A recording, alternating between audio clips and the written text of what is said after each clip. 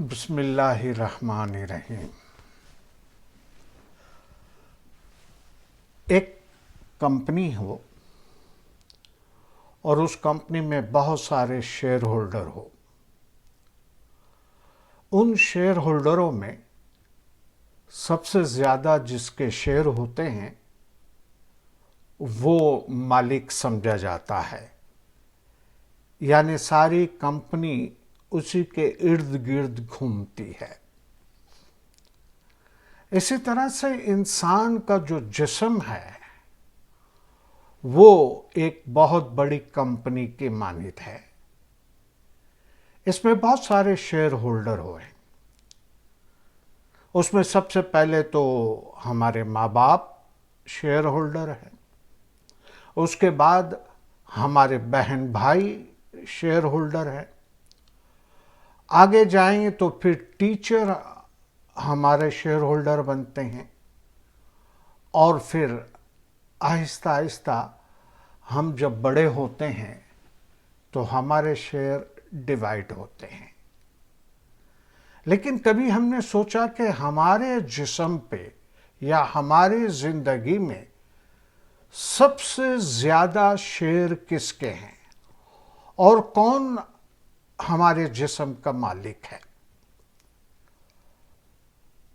बज़ाहिर हम ये क्लेम करते हैं कि हमारा जिस्म हमारी मर्जी, माई बॉडी माई विश। लेकिन पहले ये तो फाइंड आउट करो कि ये बॉडी तुम्हारी है, क्या इसके तुम मालिक हो,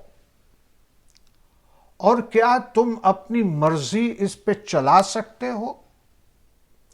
पहले तो ये मालूम करना पड़ेगा। दुनिया के अंदर ये जो हमारा जिस्म है इस पे गौर करें तो हकीकत में इस जिस्म पे हमारा हक कम से कम है। अगर देखा जाए तो हमारे शेयर इस जिस्म के ऊपर कम से कम है। अगर मैं ये कहूं कि 75% शेयर किसी और के हाथ में है और 25% अगर मेरे पास है, जो कि 25 भी नहीं है लेकिन बशर्ते दिगर 25% मेरे शेयर हैं, तो मुझे अपनी जिंदगी कैसे गुजारनी चाहिए? अपनी मर्जी के मुताबिक या 75% जिसके शेयर है उसकी मर्जी के मुताबिक? आजकल चलता है माई बॉडी माई विश। जरा तहकीक तो करें कि हमारे जिस्म में हमारे कितने शेयर हैं। शुरू के 5-10 साल तो हम अपने माँ बाप के सहारे ही जीते हैं, उसी की मर्जी के मुताबिक हम जिंदगी गुजारते हैं और वो हमारा टेक केयर करते हैं, हमारी हिफाजत करते हैं। हमारी हिफाजत के लिए जो भी टीके और इंजेक्शंस वगैरह हैं वो लगवाते हैं। हमारी हिफाजत के लिए सारी बीमारियों से बचने के लिए मुख्तलिफ तरीके इस्तेमाल करते हैं, और उसके बाद हमारी तालीम के लिए न चाहते हुए भी वो हमें स्कूल भेजते हैं। 12-15 साल तक तो हमको होश ही नहीं होता है कि हम कौन हैं। हमें यह भी मालूम नहीं होता है कि हम दुनिया में क्यों आए हैं। बस माँ बाप की मर्जी के मुताबिक चलते हैं, और उसके बाद हम स्कूल्स जाते हैं, कॉलेजेस में जाते हैं। हर जगह हमें उनकी मर्जी के मुताबिक चलना पड़ता है। मसलन अगर मैं यूनिवर्सिटी में जा रहा हूं या मैं स्कूल जा रहा हूं, स्कूल का एक ड्रेस बनाया है। अब अगर मुझे स्कूल जाना है तो वो ड्रेस पहनना पड़ेगा। मैं अपनी मर्जी नहीं चला सकता वहां पे, मैं वहां पे अपनी मर्जी नहीं चला सकता। मुझे उनके कहने के मुताबिक या उनका जो प्रोटोकॉल है उसके मुताबिक मुझे चलना पड़ेगा। इसी तरह मैं कॉलेज में जाता हूं तो कॉलेज में भी कुछ उसूल होते हैं, उस उसूल के मुताबिक चलना होता है। और जब मैं पढ़ लिख कर एक आम इंसान बन जाता हूं और सोसाइटी का एक हिस्सा बनता हूं, सोसाइटी में मैं काम करने लगता हूं, तो अब सोसाइटी के मर्जी के मुताबिक मुझे चलना पड़ेगा। ऐसा नहीं हो सकता है कि मसलन मैं कहूं कि भाई मैं बाहर जाऊं, मैं अब बेलिबास हो जाऊं, यानी लिबास न पहनूं, मेरी सोसाइटी मुझे इजाजत नहीं देगी। मेरी सोसाइटी मुझे इजाजत नहीं देगी। इसलिए मुझे सोसाइटी के कवानीन के मुताबिक मुझे अपनी जिंदगी गुजारनी पड़ेगी। अब आ जाइए कि मेरे जिस्म में जो चीजें हैं वो कुदरत की चीजें हैं, और कुदरत ने मुझे दी है और उसमें मेरा कोई अख्तियार नहीं, उसमें मेरा कोई अख्तियार नहीं। मसलन ये सांस में ले रहा हूं, मैं रात को सो जाता हूं, फिर भी मेरा दिल धड़कता है और मैं सांस लेता हूं, उसमें मेरी मर्जी को तो नहीं पूछी गई। तो हमारी जो जिंदगी का दारोमदार है वो सांस के ऊपर है, और सांस कुदरत देती है। तो हमारी जिंदगी में सबसे ज्यादा मर्जी किसकी चलनी चाहिए? कुदरत की।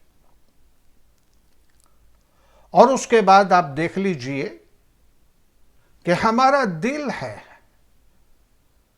हमको पता भी नहीं है कि हमारा दिल एक मिनट में कितनी बार धड़कता है।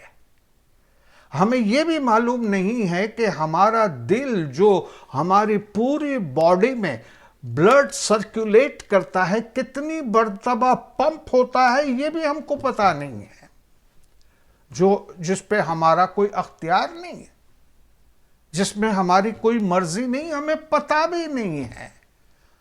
और 24 घंटे ये दिल जो है वो काम कर रहा है, हमारे ब्लड को घुमा रहा है, जिससे हम कंप्लीट भी हम अंधेरे में हैं। हमें मालूम ही नहीं है कि किस तरह से ब्लड सर्कुलेट होता है। उसके बाद ये इंसान कैसा अजीब है जो चर्बी से देखता है, गोश्त के टुकड़े से बातें करता है, हड्डी से सुनता है और सुराख से सांस लेता है। किसका है ये? किसका है ये? चर्बी से देखता है, देखने की कुव्वत में हमारी मर्जी है। बहुत सारे ऐसे बेचारे नाबीना लोग हैं कि जिनके पास बीनाई नहीं है, आंखें नहीं है, तो कहते हैं ना, जैसी अल्लाह की मर्जी। हमारी मर्जी की कहां बात आई? कोई भी नहीं चाहेगा कि उसकी आंखों की बीनाई चली जाए। यह सिर्फ और सिर्फ अल्लाह के ऊपर है कि अल्लाह हमको आंखों की बीनाई देता है या छीनता है। इसी तरह से हमारी जबान जो चर्बी का एक गोश्त का एक टुकड़ा है जिससे हम बोलते हैं, यह सलाहियत कौन देता है? क्या हम मसनूई जबान लगा के आवाज निकाल सकते हैं? अपनी दिल की बात किसी से कर सकते हैं? ये 2 सुराख हमको दिए हैं जो समात के लिए काफी है। क्या इसमें हमारी मर्जी चलती है? बहुत सारे लोग हैं जो डेफ है, बहरे हैं, तो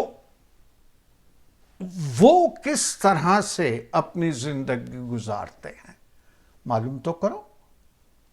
तो ये जो सुनवाई जो दी गई है, ये जो देखने की सलाहियत दी है, ये जो बोलने की सलाहियत दी है, और ये जो सांस लेने के लिए जो 2 छेद बनाए हैं, इसमें क्या हमारी मर्जी है?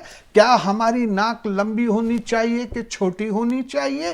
क्या हमारी आंखों के दरमियान बहुत बड़ा वक्फा होना चाहिए? इसमें हमारी मर्जी चलती है? या जैसा खुदा ने बनाया ऐसा हम बने? जब खुदा ने जैसा बनाया वैसे हम बने, तो फिर हमारी मर्जी की बात कहां आई? शुक्र करो कि खुदावंद आलमीन ने आपको चंद चीजों में खुद मुख्तार बनाया है, डिसीजन मेकर बनाया है। सही फैसला करोगे तो उसका फायदा है, और गलत फैसला करोगे तो उसका नुकसान भी उठाना पड़ेगा। ये अल्लाह तबारक व ताला का कानून है। Each person must live their life as a model for other. मैं अपनी जिंदगी ऐसे गुजारूं कि मैं दूसरों के लिए मॉडल बन जाऊं। लोग मेरी जिंदगी को देखकर उसमें से कुछ सीखें, उसमें से कुछ हजम करें और उसको अपनी जिंदगी का नमूना बनाएं। तो each person must live their life as a model for others, दूसरों के लिए।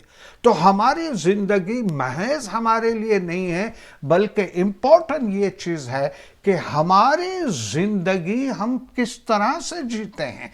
तो जैसे मैंने कहा कि शुक्र करें कि अल्लाह ने थोड़ा सा अख्तियार दिया है। मसलन एक जगह दूध रख दिया है और एक जगह जहर रख दिया है। हमें जबरदस्ती जहर नहीं पिलाया जा रहा, हमें जबरदस्ती दूध नहीं पिलाया जा रहा। यहां हमारी मर्जी है, लेकिन दोनों के अंदर के जो फवाइद और नुकसानात हैं वो भी बता दिए कि इसमें जहर है, ये कातिल है, ये कत्ल कर देगा तुमको। इसमें तवानाई है, ये तुमको ताकत देता है। अब तुम्हारी मर्जी है, ये पियो या ये पियो, ये पियो या ये पियो, तुम्हारी मर्जी। लेकिन हम ये नहीं कह सकते कि हम जहर पिए लेकिन हम पर कोई असर न हो। नहीं, कानून कुदरत अलग है। तो हम किस बात पर ये कहते हैं कि माई बॉडी माई विश। और अगर मैं इसको साफ अल्फाज में बयान करूं तो कपड़े के मामलात में हम अपनी मर्जी करना चाहते हैं। ठीक है, अच्छे से अच्छे, कीमती से कीमती लिबास आप पहनिए, आपकी मर्जी है। लेकिन ऐसी मर्जी आप नहीं अख्तियार कर सकते कि जिससे मुआशरे को नुकसान हो, जिससे दूसरे लोगों को नुकसान हो। जैसा मैंने कहा कि अगर सोसाइटी मुझे इजाज़त नहीं देती कि मैं अपने पूरे लिबास को निकाल कर रास्तों में घूमूं, क्योंकि हर एक की माँ बहनें हैं, इसी तरह से मैं भी नहीं चाहूँगा कि मेरे घर के पास कोई भी इस किस्म का आदमी आए जहां मेरी माँ बहनें हैं। शर्म की बात है और इज्जत की बात है, मैं इजाज़त नहीं दूंगा उसको। ये बड़ी सिंपल सी बात है। तो मकसद क्या है? The kingdom of God is within you. Allah की बादशाहत देखना चाहते हो, अल्लाह के किंगडम को देखना चाहते हो, तो वो तुम्हारे अंदर है, तुम्हारी जो जिंदगी है उसके अंदर है। 10-15%, 20% शेयर खरीद कर हम पूरी इंडस्ट्री पे कब्जा करना चाहते हैं। ऐसा नहीं हो सकता, ऐसा नहीं हो सकता। The younger we are, the more we want to change the world. हम जैसे जवान होते हैं, हमारे अंदर तवानाई होती है, शक्ति होती, हम चाहते हैं सारी दुनिया को चेंज कर दे। ऐसा नहीं होता। इंशाअल्लाह इसको मैं दूसरे कैसेट में आगे बढ़ाऊंगा। उस वक्त तक के लिए इजाज़त दीजिए। खुदा हाफिज़। जियो और जीने दो।